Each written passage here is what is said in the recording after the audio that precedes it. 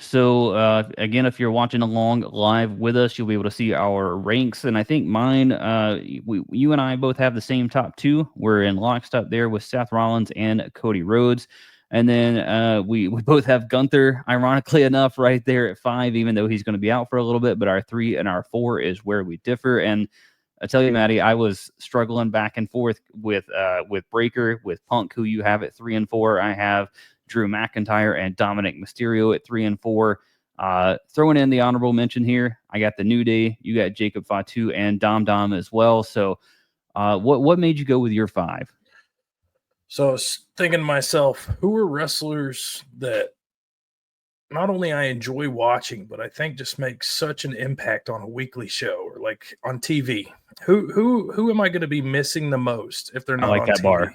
I like that bar. So that's where it kind of Drew McIntyre was one that barely didn't make the list. Okay. Because I like his direction, but it's kind of, I would almost say, I don't want to compare him to Nia Jax, but we need something different. Like, he needs to be pushed like a beast. Something needs to change. We're getting that kind of with the Cena promo and stuff. So it might be there, but I feel like they pushed him down the card for so long. Sure. That he's almost like a secondary act.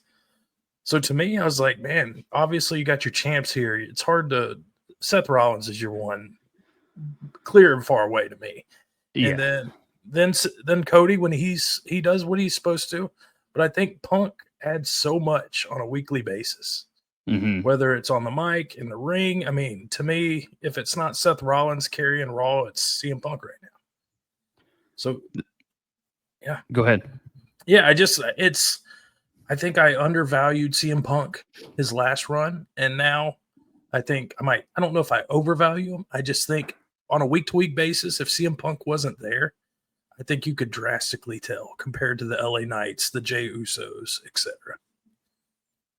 I fall with it, and I do agree in terms of if we had to go 10 deep, right? That CM Punk is probably ultimately my 6. More than likely, I threw in the New Day just because of the character work that they're doing right now. And you and I were texting a little bit, and you're like, man, so good. Woods looks like a different person in the ring right now. It looks like he's kind of maybe in the best shape of his career too. He's bulked up a little bit. He looks like a little bit of a different Xavier Woods. He's bringing something different and unique every single week. So I love the development that we're getting out of him, and just love that tag team as a whole. I still think they're, technically speaking, even without the belts, the best tag team in WWE. So I wanted to make sure they got their shout out. But I'm with you. I do think Seth is far and away number 1. I do think Cody, when he's on, he's on. It's kind of Cena-esque in a little bit of a way that when he's on, he's just damn good. He's almost untouchable. He's on his own level. You know what I mean?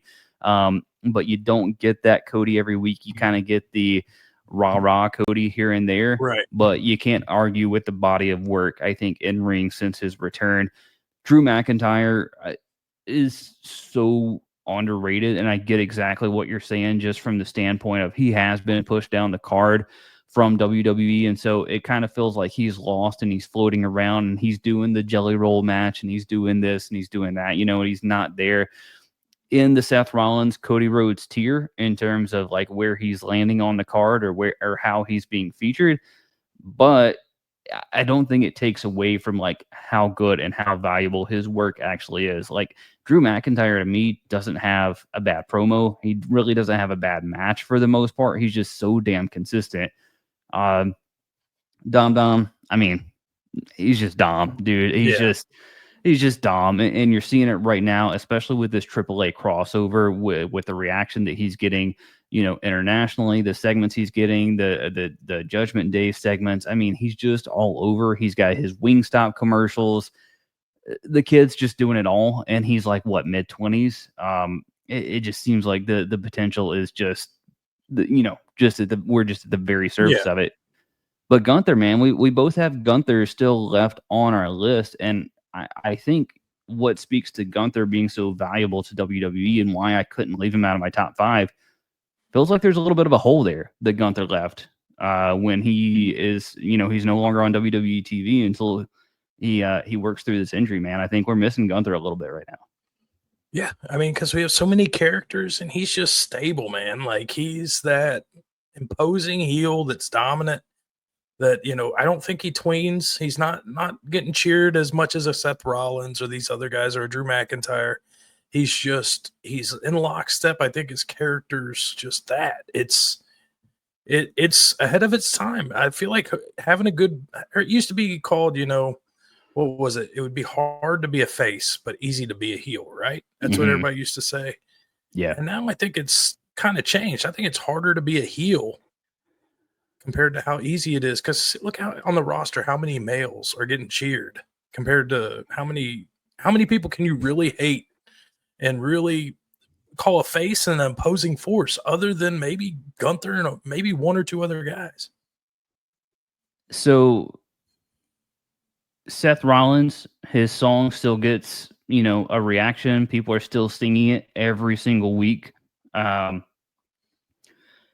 think Drew McIntyre still gets cheered quite a bit. Braun Breaker's got the dogs barking. I think Right. over the last decade, Gunther is for sure heel. Gunther is for Right. sure heel. I don't think anybody's cheering Gunther at this point. I know MJF had a little bit of a run in AEW where nobody's cheering him, but he's definitely getting his cheers now in there. As far as the WWE roster, though, I think, I mean, even we've been talking about Solo being entertaining.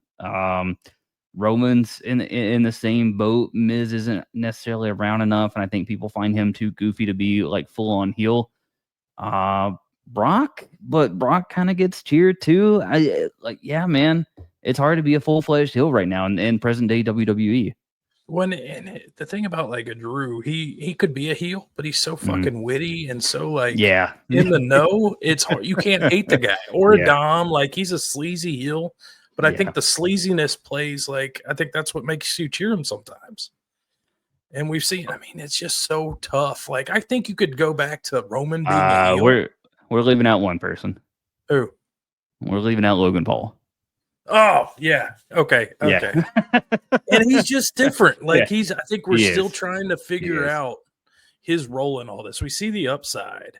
Yeah. And he has these spots that are amazing, but it's like you're still just trying to I feel like the celebrity aspect of it, we're still trying to sell ourselves on him as a WWE wrestler for some reason. For sure. I when he's there though, he is definitely a full-fledged heel. I have to say. That's so true. Yeah, so I'll give him credit there on the women's side. Not that we're there yet, but just in terms of heels, Nia Jax is probably pretty close. Naomi, I mean, you saw Naomi how she was getting cheered. Liv's been getting cheered as part of Judgment Day forever. So I don't know how many other full-fledged heels we got going on there either, but man, talk about Jacob Fatu for a second, who is somebody that is most certainly probably in my top 10. He's right there in your honorable mentions. I don't want to skip over him, but he's just like this bright young talent who is somebody else that started as a heel, and then I was the gonna say I feud just with. think there's so much. Go ahead. Oh, go ahead. Sorry, I couldn't hear for a second. Go for it. No, it's okay. I was just going to say, I think it was the feud with him and Drew where people are starting to chant Fatu is where we finally started to realize, like, oh, you can't keep him down anymore.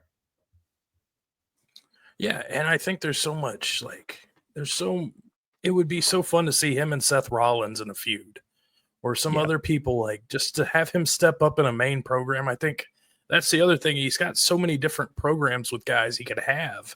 And I could see him as a heel still. Like Fatu could get, if he was aggressive enough, he could be a heel, but he's just full of personality. And I think that's the thing. Just all these fresh programs I can see with Fatu. They're kind of all at him and Breaker at that same stage. So they've already done the mid-card thing.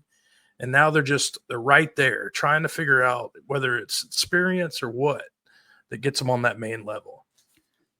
One more heel candidate for you, and is it too witty now that he is the tribal thief and the owner of the Shula Fala is Bronson Reed? How close is he being to full-fledged heel?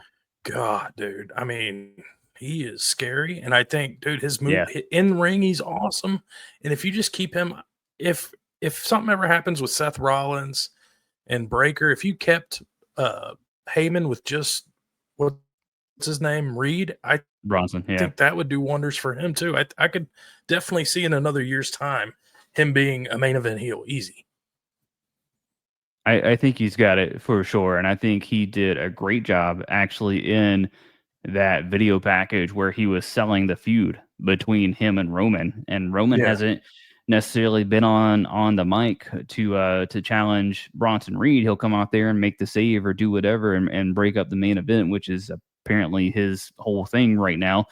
But yeah, man, I think Bronson is doing kind of the grunt work of that feud, quite honestly, and so I can absolutely see him being a top heel within the next year. And let's talk about the big dog. Let's talk about Roman Reigns. Let's talk about the OTC.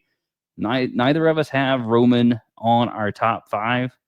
Where is he at for you? If you had to ballpark, is he top 10 for you at least? It's about like, what do I want to watch? I Yeah, think that's kind of yeah, where I'm going on with a lot of this list because we are watching it week to week. sure. So, do I want to see Roman Reigns every week at the end of the show save the main event by? And I think in that place, I don't want it.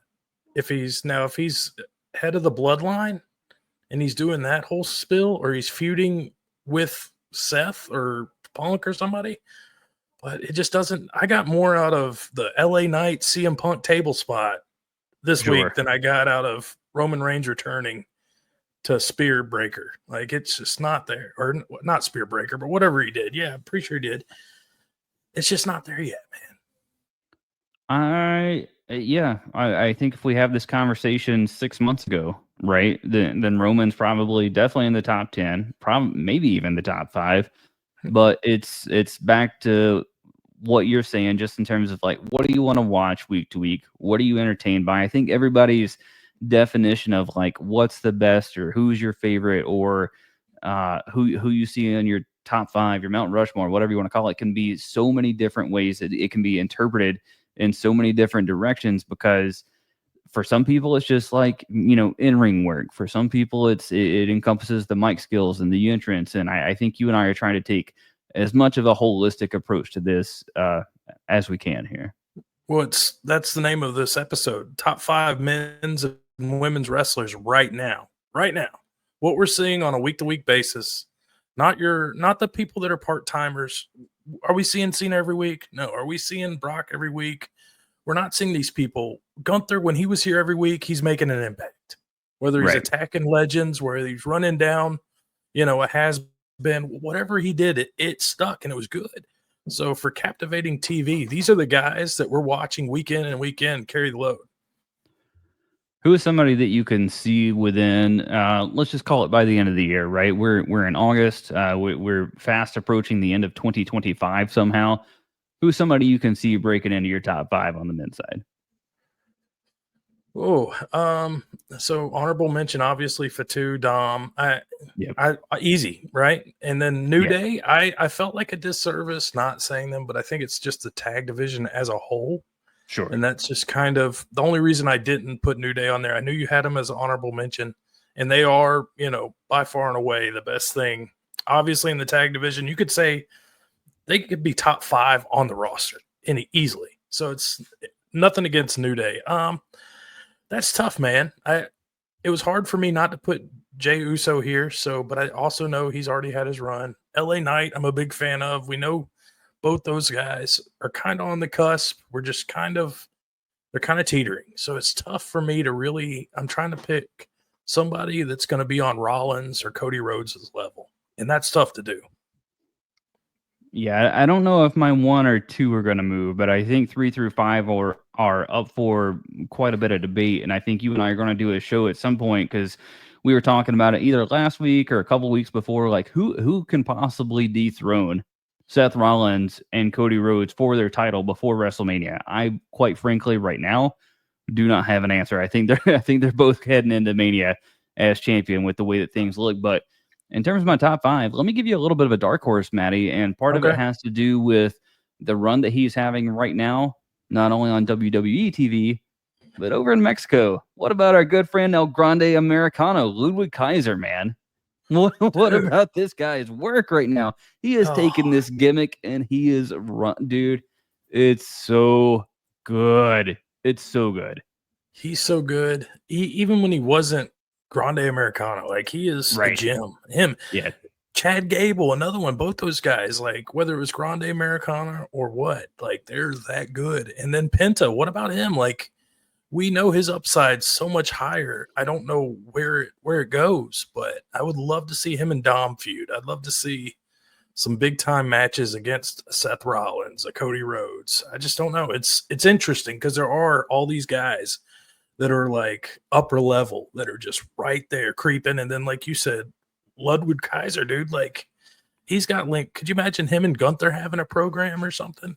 Oh, I'm waiting for that. I've been waiting for that for quite some time. Yeah, I would like to see a full payoff program, like 2 or 3 months, if not more, between Ludwig and Gunther. I would even like to see that at Mania, quite frankly. So, Okay.